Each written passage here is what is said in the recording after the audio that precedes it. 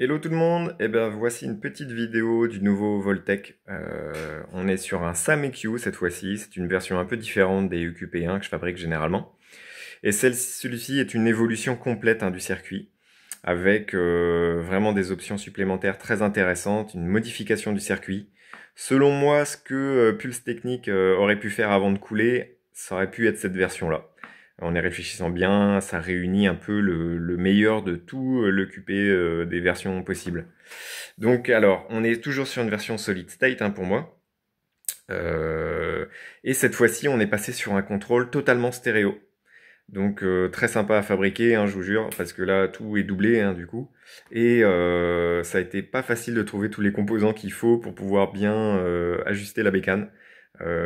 Et donc du coup c'est quand même une machine qui est quand même pas facile à fabriquer. On me demandait beaucoup, je le faisais en double mono avant le QP1 A3SS en version solid state. Et on me demandait beaucoup pour du mastering d'avoir un contrôle stéréo de la machine, quoi. Qui soit bien calibré et tout.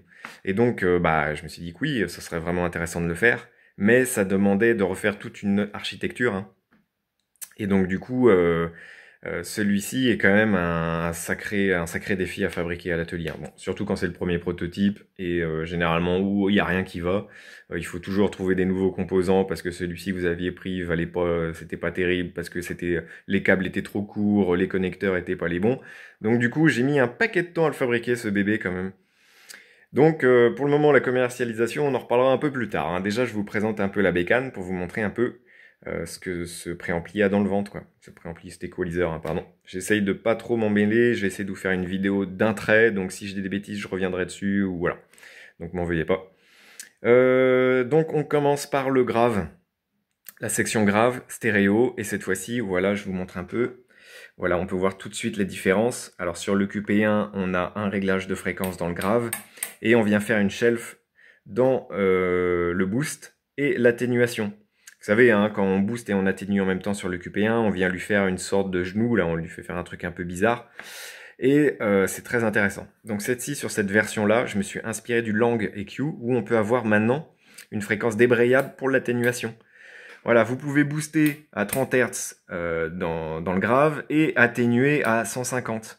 Et donc du coup, voilà, ça nous laisse beaucoup plus de possibilités maintenant pour pouvoir gérer, et c'est sur des fréquences un peu différentes. Là, ça va de 20 Hz pour l'atténuation à 150 Hz, et le boost, on est de 20 Hz à 100 Hz. Voilà déjà le premier changement, contrôle stéréo, je le répète. Ici, au milieu, on a la section gain, parce que j'ai rajouté ça en fait. Voilà, vous savez que le gain est unitaire sur un EQ passif classique de QP1, et donc moi j'ai préféré sortir du circuit le circuit qui permet de faire ce gain unitaire pour pouvoir vous le mettre en potentiomètre. Maintenant, vous pouvez régler, voilà, vous pouvez rentrer plus ou moins fort dans la machine, lui donner plus de gain, parce qu'on est vraiment sur un réglage du gain des AOP internes. Donc ça peut être très intéressant si vous faites des gros boosts et que vous voulez retourner un peu sur un gain unitaire et en atténuant un petit peu ce que vous aviez avant, voilà. Ou au contraire, rentrer très fort dans la machine et commencer à la faire chanter comme vous souhaitez, quoi. Donc voilà, ça c'est intéressant, ça fait une petite option en plus qui mange pas de pain. Maintenant on va passer à la section aiguë, et là c'est le gros changement aussi. Donc j'ai enlevé le réglage de Q, et je suis passé par contre à quelque chose de très intéressant maintenant. Les réglages d'aigu, je reviens sur le QP1 classique, on avait une belle, un pic ou une belle, vous appelez ça comme vous voulez, sur le réglage du boost d'aigu. C'était uniquement un pic. Et maintenant, j'ai mis un switch pour passer en shelf EQ. Donc voilà, vous pouvez sélectionner votre fréquence maintenant à partir de 2 kg jusqu'à 18 kg. Et vous pouvez sélectionner shelf peak et le booster. Donc très intéressant si vous voulez rajouter de l'air, ou si vous voulez vraiment sur une fréquence, comme le QP1, lui donner vraiment ce boost, quoi. Et dans l'aigu, maintenant, est débrayable aussi sur ces fréquences. Et vous avez le choix, parce que sur le QP1 classique, c'était uniquement une shelf pour l'atténuation, et c'est vrai qu'on l'utilise très peu. Et du coup, pour lui donner plus de possibilités, j'ai rajouté un pic maintenant dans l'atténuation, et vous pouvez atténuer de 3 kg à 16 kg. Et ça, c'est très sympa quand vous voulez vraiment creuser un certain endroit, quand vous avez des guitares électriques ou des choses qui sont un peu dures dans le mix. Très intéressant quoi là-dessus, quoi. Et avec ici son réglage d'augmentation, bah, là j'allais dire d'atténuation, hein, bien sûr.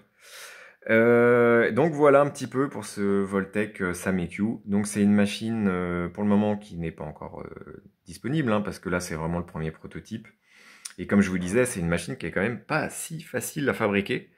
Il y a un gros câblage à l'interne et ça n'a pas été simple de trouver tous les composants, hein, pour bien faire un truc propre.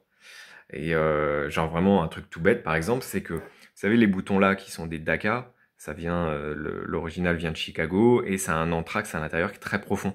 Ça veut dire que pour le visser, il faut que votre anthrax de potentiomètre soit très grand. Et bah pour trouver des bons potentiomètres avec la bonne longueur d'axe en stéréo, et bah je vous jure que c'est vraiment compliqué. Je me suis fait avoir plusieurs fois par des fournisseurs qui mettaient pas soit les bonnes photos, soit la référence n'était pas la bonne, et je me retrouvais avec des tout petits anthrax, donc impossible à visser. Du coup, franchement, ça a été très long, et j'ai mis quasiment 1 mois et demi pour avoir les bons potentiomètres. Bon, maintenant, c'est bon, j'ai la source, mais c'est pour vous dire que cette machine, je pensais la fabriquer en 1 semaine, et ça m'a mis 2 mois, quoi. Donc bon, voilà. Et c'est vrai que le câblage interne pour faire tout en stéréo, bah tout est doublé.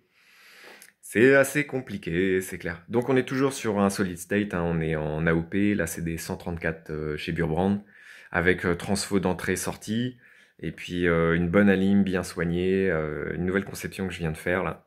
Donc je suis très content, ça va plus vite pour l'alimentation, ça va beaucoup moins vite pour le câblage, voilà. Voilà un petit peu, bon bah je vous remercie de m'avoir écouté, et puis à bientôt, hein. Allez, à plus!